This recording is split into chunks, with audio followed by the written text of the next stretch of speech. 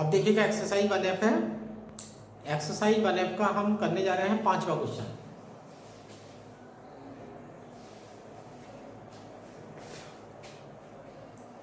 पांचवें क्वेश्चन में है if A is the radius of generating circle of cycloidal arc.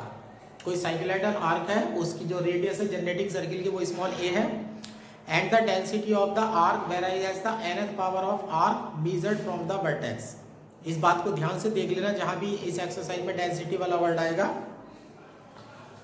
वो कह रहा है and the density of the arc, यानी कि आर्क के किसी भी बिंदु पर अगर डेंसिटी आप लेते हैं varies as the nth power of arc, वो आर्क की nth पावर के समानुपाती होगी मेजर्ड फ्रॉम द वर्टेक्स, जो कि वर्टेक्स से मापी जाएगी। So that the CG lies on the axis at A distance 2a n+1 upon n+3 from the vertex. तो प्रूव करके दिखाना है CG की वर्टेक्स से जो दूरी होगी वो 2a n+1 अपॉन n+3 होगी, और ये जो दूरी है ये वर्टेक्स से मापी जाएगी। अब हम क्वेश्चन करते हैं, देखिएगा ये हमारा साइक्लोइड हो गया, ये एक्सिस हो गई, origin X axis Y axis, ये ए पॉइंट मान लीजिएगा और ये बी पॉइंट मान लीजिएगा। जो सेंटर ऑफ ग्रेविटी निकालने वाले हो वो चाप की सेंटर ऑफ ग्रेविटी निकालने वाले हो। साइक्लोइडल एक चाप के रूप में है, तो आप भी छोटी सी चाप लेंगे, ऐसे समझ लीजिएगा ये PQ एक छोटी सी चाप है जिसकी लेंथ डेल्टा एस है, और O से P तक की जो डिस्टेंस है वो S है, ये ले लीजिएगा। ये consider elementary of PQ of length delta S, ये हो जाएगा। अब डेंसिटी लेने चलिएगा, डेंसिटी एट P रो समानुपाती, ये वर्टेक्स है, तो उसने कहा है कि वर्टेक्स से जो दूरी नापोगे चाप के अनुदिश उसकी nवीं घात के समानुपाती होगा। तो रो समानुपाती s की power n, rho is equal to k s की पावर n। मास निकाल लीजिएगा, mass of arc PQ delta m is equal to rho into delta s, तो ये हो जाएगा k s to the power n ds, ये हो जाता है k s to the power n ds। अब आपका मास आ चुका है। अब यहाँ पर इंटीग्रेशन जो होगा वो s के रेस्पेक्ट में होगा, ध्यान रखना। अब ये मैं वैल्यू रख देता हूँ, यहाँ s की वैल्यू 0 होती है,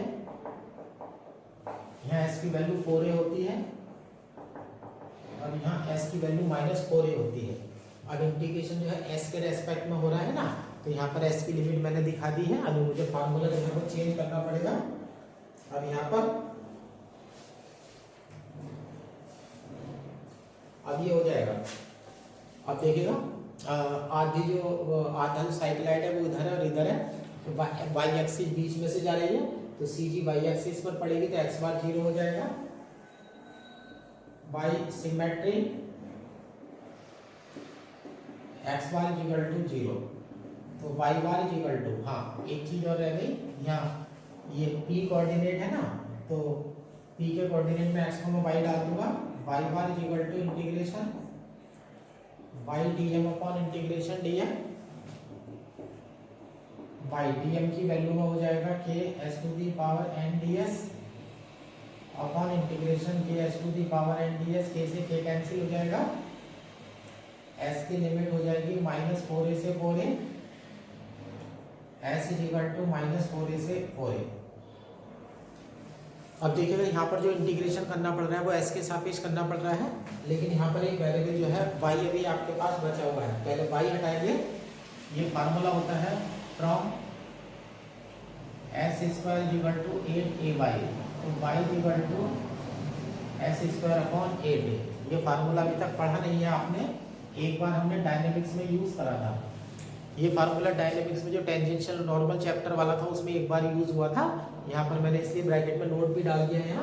यहाँ पर y की वैल्यू डाल दीजिएगा, तो y bar is equal to integration s is equal to -4a से 4a, y की value s square upon 8a हो जाती है, और s to the power n ds, S is equal to minus 4a से 4a S to the power N D S. अब यहाँ पर इंटीग्रेशन की प्रॉपर्टी लगा दीजिएगा, 1/8 बाहर आ जाएगा, 2 लिमिट हो जाएगी 0 से 4a S to the power N plus 2 D S, to 0 से 4a S to the power N D S, 2 से 2 कट जाएगा। अब यहाँ से बाई बार निकल करके आएगा। अब आपको सी जी का जो रेशियो है वो निकालने जाना है। अब यहाँ से आप बाई बार निकालेंगे, आसानी से इंटीग्रेशन कर दीजिएगा और आपका आंसर तैयार हो जाएगा। ये आपकी सी जी का कोऑर्डिनेट प्राप्त हो जाएगा। अब देखिएगा छठा क्वेश्चन। छठे क्वेश्चन में है find the CG of plate in the form of quadrant of N ellipse. जो सीजी है वो क्वाड्रेंट ऑफ, जो सीजी निकालनी है वो क्वाड्रेंट ऑफ इलिप्स और प्लेट के रूप में है। प्लेट के पास एरिया होता है तो आप क्षेत्रफल लेंगे, इस तरह से देख लीजिएगा, origin X axis Y axis, ये आपका 0 0 हो गया, ये ए 0 हो गया, ये 0 बी हो गया। और क्या कहता है, the thickness of the plate, यहाँ प्लेट की मोटाई दे रखी है ना, तो प्लेट की मोटाई को आप डेंसिटी में ही डाल करके चलना है। यहाँ पर varying as the product of the distance from the bounding radii, तो जो बाउंडिंग रेडी होंगी डायग्राम के हिसाब से बाउंडिंग रेडी के नाम ये हो जाएंगे ओ ए और ओ बी। इस डायग्राम के अकॉर्डिंग ओ ए और ओ बी जो है बाउंडिंग रेडी हो जाएंगी। तो किसी भी बिंदु पर मोटाई यानी कि डेंसिटी लेने जाओगे तो वो वेराइंग समानुपाती है as the product of distance from the bounding radii. Bounding radii से जो डिस्टेंस बैठेगी उन दोनों की दूरियों के गुणनफल के समानुपाती है। डेंसिटी या मोटाई कुछ भी कह लीजिएगा इसे। अब आप ऐसे समझ लीजिएगा इस बात को। अब यहाँ पर आप प्लेट का एरिया निकालने वाले हैं। जब प्लेट का एरिया आप निकालने वाले हैं तो आपका फर्ज बनता है कि आप जो है वो एक छोटा सा एरिया जो है वो लेके जाएंगे। अब देखिएगा डबल इंटीग्रेशन में मैं चल रहा हूँ, ये छोटा सा एरिया ले लेता हूँ मैं। ये पॉइंट है P, कोऑर्डिनेट है x, y, यहाँ से मेरी डिस्टेंस y हो जाएगी, यहाँ से डिस्टेंस मेरी x हो जाएगी। और ये छोटा सा एरिया जो है मेरा, ये डबल इंटीग्रेशन में delta x into delta y हो जाएगा। अब ऐसे ले लेते हैं, let ellipse is X square upon A square plus Y square upon B square is equal to 1। अब डबल इंटीग्रेशन आने वाला है, डबल लिमिट आने वाली है, तो डबल लिमिट में पहली लिमिट तो इक्वेशन से आएगी। तो सबसे पहले मैं y में जैसे इंटीग्रेशन करूंगा तो यहाँ से y की वैल्यू लेने जाऊंगा तो प्लस माइनस, लेकिन मेरा जो एरिया है वो पहले क्वाड्रेंट में पड़ रहा है ना, तो मेरा एरिया पहले क्वाड्रेंट में पड़ रहा है ना, तो माइनस मत लेना, सिर्फ प्लस प्लस ले लेना। तो y इक्वल टू हो जाएगा यहाँ से b upon a under root a square minus X square. तो जब y की लिमिट लेने जाओगे तो यहाँ y की वैल्यू 0 से शुरुआत होगी पहले क्वाड्रेंट में, तो 0 से ये वाली लिमिट ले लेना। और छोटे से एरिया का जिक्र करिएगा, consider elementary area, consider elementary area delta x into delta y at p x, y।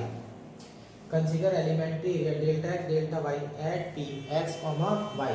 अब ये ले लीजिएगा एट p, रो समानुपाती x, y, तो रो इज इक्वल टू हो जाएगा k इंटू x, y। ये डेंसिटी आपके पास हो गई है।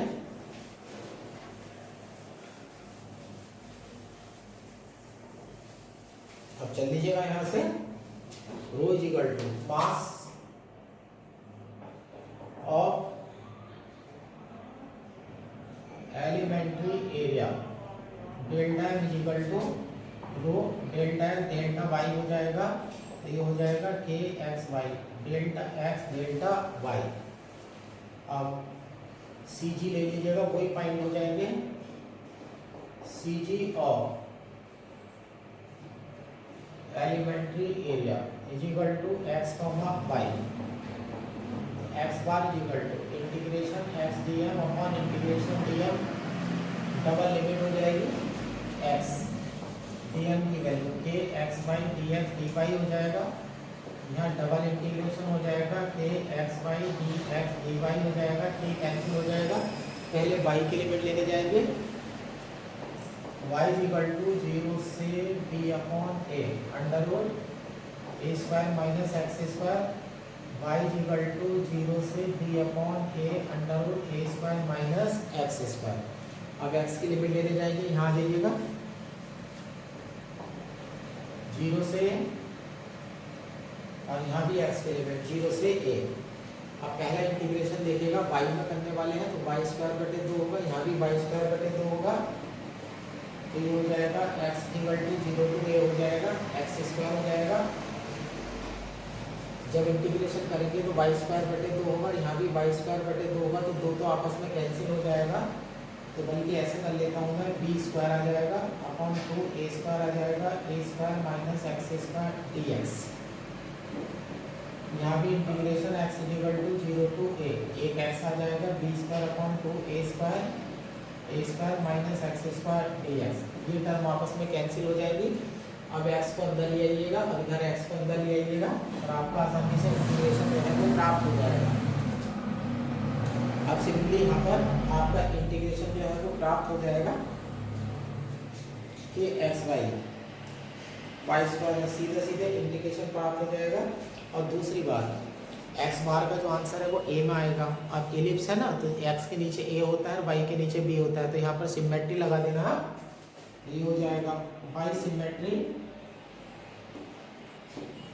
X bar upon A equal to Y bar upon B, तो यहाँ से वाई बार इक्वल टू हो जाएगा B upon A X bar. अब एक्स बार की जो वैल्यू आएगी सिमेट्री से आप वाई बार की वैल्यू ज्ञात कर लेंगे और आपका आंसर तैयार हो जाएगा। अब ये देख लीजिएगा,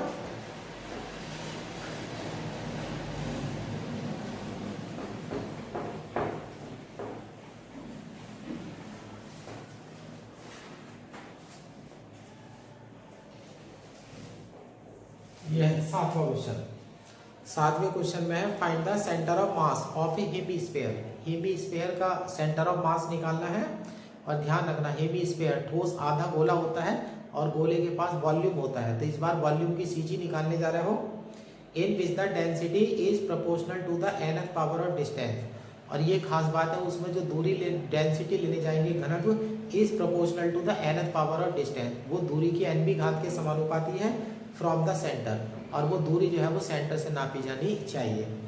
फिर बी पार्ट में find the CG n is equal to 2 in the our case. वहाँ पे पहले वाले पार्ट में n घात के लिखा है ना, और बाद में 2 घात का आया, तो n की जगह 2 रखेंगे तो दूसरे वाले का आंसर जो है वो पहले के रूप में वैसा का वैसे ही प्राप्त हो जाएगा।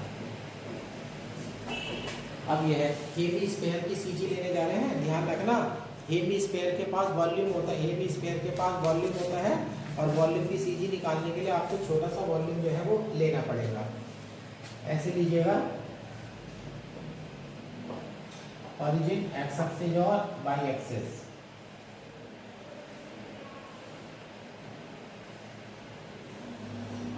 ये हेमिस्फीयर है 0 0 और यहाँ a 0 है ना, यानी कि हेमिस्फीयर मैंने रेडियस ए का माना है, let A be the radius of hemisphere. Hemisphere की रेडियस ए है।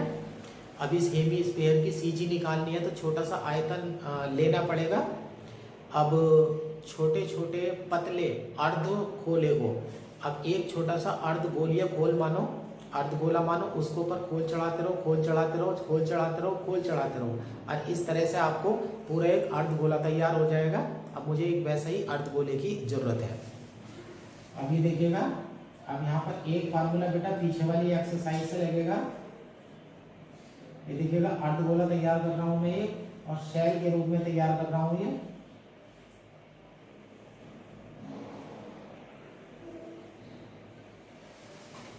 ये मैंने शेल तैयार कर लिया है। इसकी रेडियस x है और जो मोटाई है ये डेल्टा x है। मैंने एक हेमिस्फीयर नहीं माना है, हेमिस्फेरिकल शेल माना है, जिसकी रेडियस तो है x है और मोटाई जो है वो डेल्टा x है। तो ये ले लेते हैं, कंसीडर ए थिन हेमिस्फेरिकल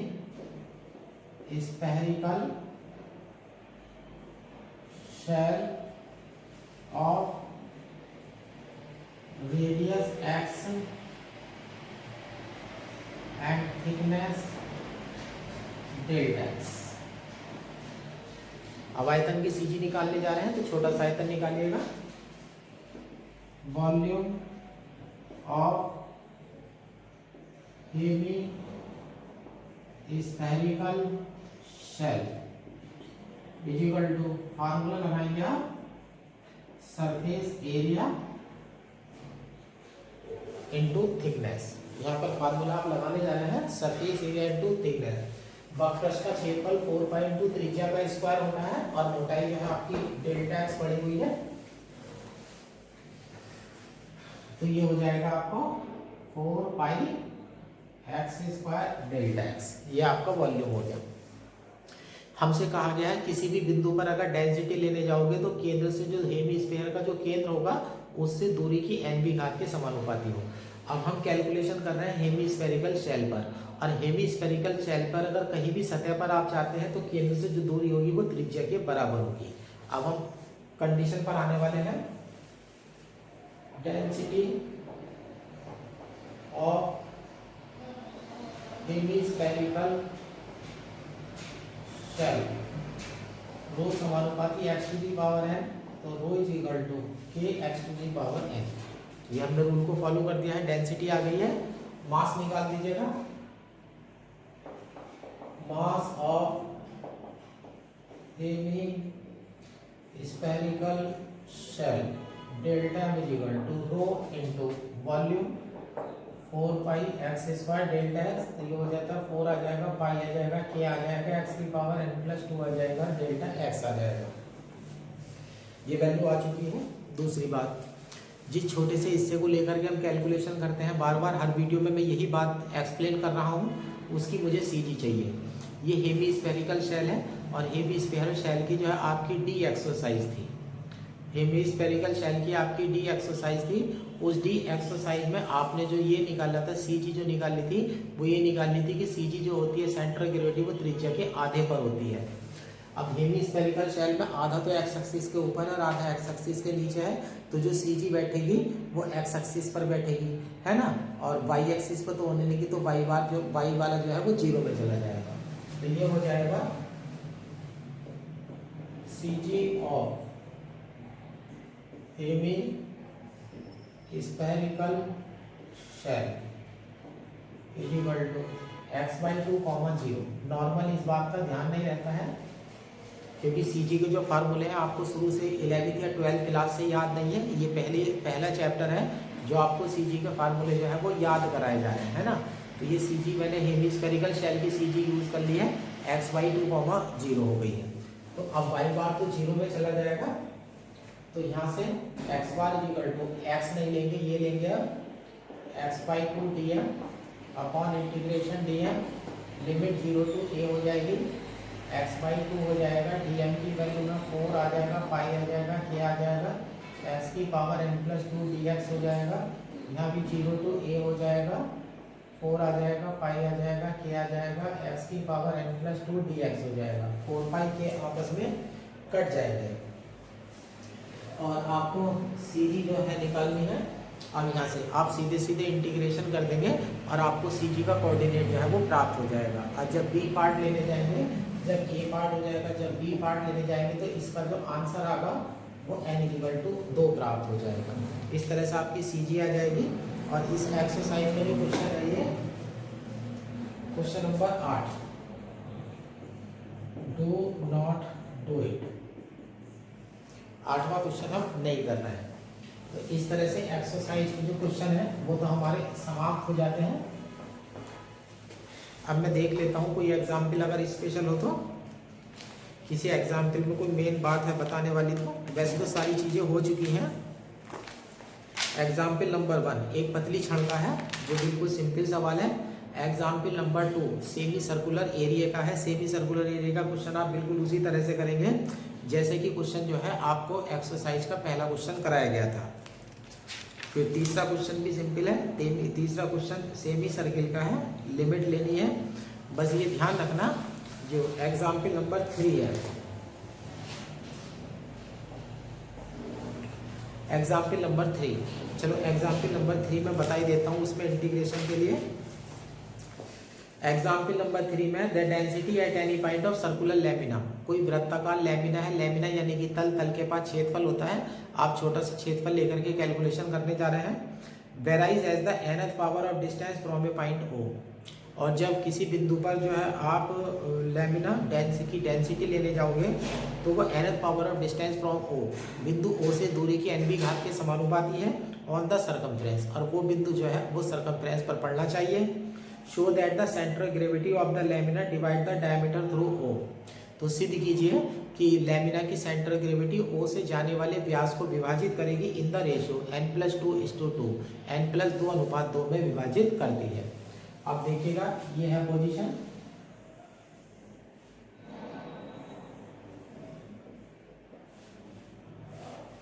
ये ओरिजिन हो जाएगा, एक्स एक्सिस हो जाएगी और ये वाई एक्सिस हो जाएगी, है ना। O हो गया है। अब O से जाने वाले में रेडियस हम A ले लेंगे, इसकी रेडियस जो है A ले लेते हैं हम। Let A be the radius of circle. यहाँ बीएससी पार्टन में पोलर इक्वेशन पढ़ाई गई थी, पोल यहाँ पर एक सिरे पर स्थित है, तो बीएससी पार्टनर से जाकर के इसकी पोलर इक्वेशन ले आइएगा सर्किल की। पोलर इक्वेशन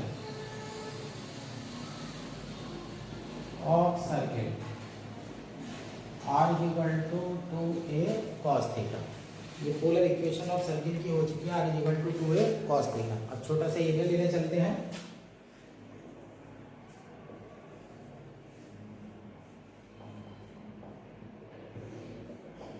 ये छोटा सा एरिया है, ये बिंदु है P जिसके कोऑर्डिनेट r थीटा है, ये थीटा हो जाएगा और ये हो जाएगा डेल्टा थीटा। अब यहाँ पर सारी थ्योरी जो है आप वहां से उठा लीजिएगा जैसी की जैसी है। मेन बात जो मैं क्वेश्चन बता रहा हूँ वो इंटीग्रेशन की वजह से आपको बता रहा हूँ। सिमेट्री से y बार तो 0 हो जाएगा, तो जब आप x बार लेने जाएंगे तो आप फार्मूला लिखेंगे integration x dm upon integration dm, सही है। अब यहाँ पर जो रो है वो तो r की पावर n के समानुपाती हो जाएगा, और यहाँ पर लिमिट अगर देखने जाएंगे तो ये माइनस के π/2 हो जाएगी और ऊपर लिमिट जो है π/2 हो जाएगी, और यहाँ पर θ=0 हो जाएगा।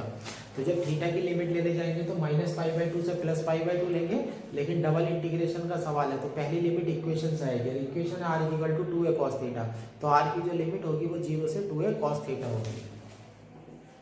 यहाँ पर वैल्यू डाल देता हूँ, अब बुक के अकॉर्डिंग जो आपकी वैल्यू आएगी वो ये आएगा, θ=−π/2 से π/2 आ जाएगा, r=0 से 2a cos थीटा हो जाएगा, x की वैल्यू r cos थीटा आ जाएगी, डेंसिटी की r की पावर n आ जाएगी, और एरिया हो जाएगा r d थीटा dr। यहाँ θ=−π/2 से π/2 आएगा, r=0 से 2a cos थीटा आएगा, kr⁴n r d theta dr, k से k कट जाएगा, θ=−π/2 से π/2 आएगा, यहाँ r ये cos थीटा हो गया है, r की घात n ये है, एक ये है और एक ये है, तो r की घात n+2 हो जाएगी। इंटीग्रेशन कर देंगे, r की घात n+3 अपॉन n+3, लिमिट हो जाएगी 0 से 2a cos theta d theta. यहाँ θ=−π/2 से π/2 हो जाएगा, और r की घात यहाँ पर n+1 है, तो r की घात n+2 अपॉन n+2, और लिमिट हो जाएगी 0 से 2a cos theta d theta. अब इसका इंटीग्रेशन कर देंगे आप, तो ये जब यहाँ 2a cos थीटा रखेंगे तो n+2 को ऊपर आ जाएगा, n+3 नीचे आ जाएगा, है ना, और 2a की पावर n+3 आएगी, यहाँ 2a की पावर n+2 आएगी, तो ऊपर एक 2a भी आएगा, और cos थीटा की पावर n+3 आएगी, एक यहाँ से आ जाएगा, तो यहाँ 4 हो जाएगी, तो यहाँ हो जाएगा -π/2 से π/2 cos थीटा की पावर n+4 d थीटा, और यहाँ हो जाएगा -π/2 से π/2 cos थीटा की पावर n+2 cos थीटा की पावर n+2 d थीटा। ये आपकी कॉस थीटा की पावर आ जाएगी। अब कॉस थीटा पे माइनस का तो कोई फर्क नहीं पड़ता है, प्रॉपर्टी लगा करके 2 बाहर कर दीजिएगा, तो ये हो जाएगा 2an+2/n+3 2 0 से π/2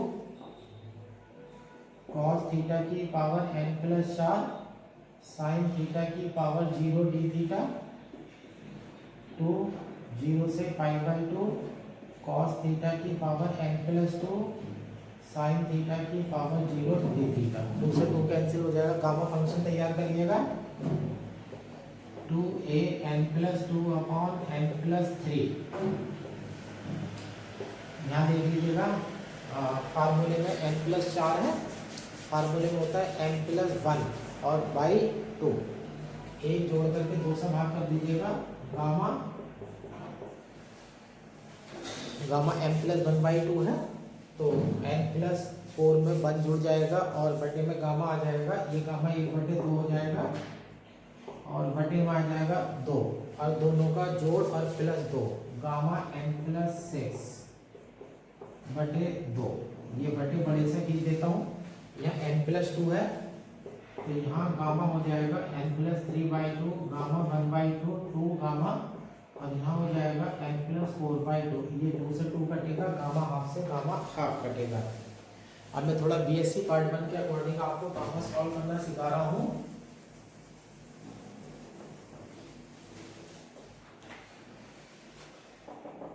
तो ये हो जाएगा 2an+2 हो जाएगा n+3 हो जाएगा। अब देखिएगा गामा n+5/2 है, n+3/2 है, 3/2 में 1 जोड़ देंगे तो 5/2 बन जाएगा।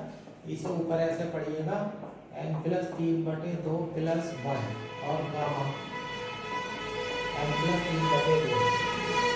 यहाँ गामा n+4/2 है, ये तो सबसे नीचे वाली वैल्यू है तो ये ऊपर जाएगी और नीचे गामा n+6/2 होगा, इसे भी तोड़ दीजिएगा तो इनटू में ऊपर हो जाएगा गामा n+4/2 और नीचे हो जाएगा गामा n+4/2 +1।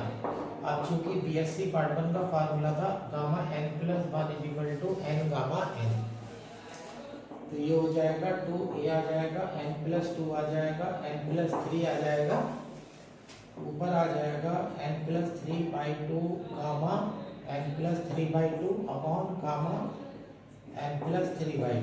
ये कैंसिल हो जाता है, यहाँ आ जाता है गामा n+4/2 और यहाँ हो जाएगा तुम्हारा n+4/2 गामा n+4/2।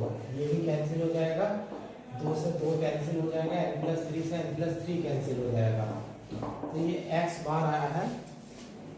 अब डायग्राम के अकॉर्डिंग ये g है, ये यहाँ से यहाँ तक की दूरी x बार हो जाएगी, यहाँ से यहाँ तक का व्यास 2a हो जाएगा, तो ये हो जाएगा 2a - x बार। इसे a डाल देते हैं क्योंकि आंसर जो है उसने रेशियो में दे रखा है, तो x बार = 2a आ जाएगा, ऊपर n+2 आ जाएगा और नीचे आ जाएगा n+4। ये आपकी x बार की वैल्यू आ चुकी है। अब आंसर जो दे रखा है उसने रेशियो में दे रखा है, तो आप ऐसे देख लीजिएगा। अभी लीजिए OG अनुपात GA जब निकालेंगे तो ये हो जाएगा x bar upon 2a - x बार, और इसे उठा करके सॉल्व कर लीजिएगा और आपका आंसर तैयार हो जाएगा। एग्जाम्पल नंबर 4 भी सिंपल है, ऐसा कोई स्पेशल नहीं है। एग्जाम्पल नंबर 5 भी सिंपल है।